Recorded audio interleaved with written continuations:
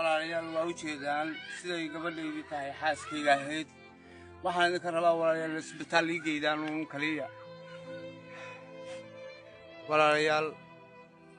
waa isku dul baaba'aynaaha waxaan maqli jiray maskiin 12 bud ayaa loo wataa cunugani waxa uu dhashay 2 habeen ka hor hooyadu waxa ay qabtaa xanuunka galamasiyaha oo marka ay dumarka dhalaan ku soo boodo isbitaal uma ay taalo waxa uu jiifaa banaanka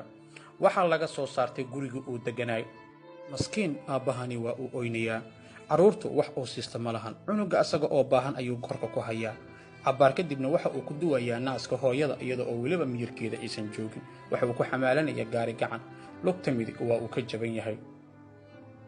xaaladdu waa allow sahal markii aan u tagnay xaaladdu inta waa ay ka darneed hooyadu waxay ahayd mid nafqaad ah dulbadina waxaan kula cararnay gaari aanu wadanay waxaanu geynay isbitaal lagu sheegay in uu yahay MCH waxayna ku soo dhufteen xanuun baabi'iye awood kalena uma aanan lahayn oo intaasi ka dambayso waxaanu nahaynay wixii markaas gacanteena ku jiray waana ka soo tagnay iyadoo sida u siracsan dhanka kale wax weyn ma uusan codsan kaliya in maanta dhiiqaday kaga jirta lala bixi waa kan isagoo ka hadlaya xaaladiisa maxamuud axmed afrax waxaan ka imaaday gobolka galgaduud gaari gacan ayaan maaragtay qori ku soo guran jiray maantana kuma soo guri karo walaalayaal waana adarkiisa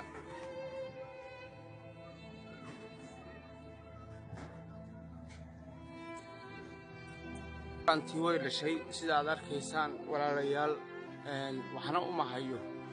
anigiina waan jabanahay oo waad arkaysaan waxaan idinka rabaa inaad ila baxnaanidaadan aad ceel bay iga jirtaa walaalayaal aad maaragtay ceelka aad iga bixidaan wabilaahi tawfiiq walaalayaal waa u jeedaan waa wiil Soomaaliyeed waxna uma hayo waxa weeye siday xaalad uga tahay waad arkaysaan indhaad ku haysaan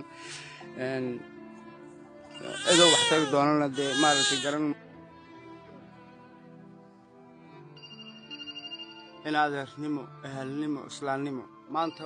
حولها هذا ستان أو عن كباهن هاي حدي عن هاي قويس كان عن اللي بعتيسن وهوي أن ولا سكوفيرنا يا ولا ريال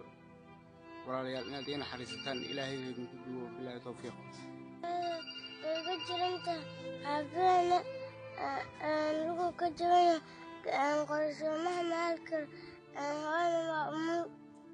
walaalayaal furuhu waa 9 cidii rabto inay la soo xiriirto lambarkan furuhu waa 9 87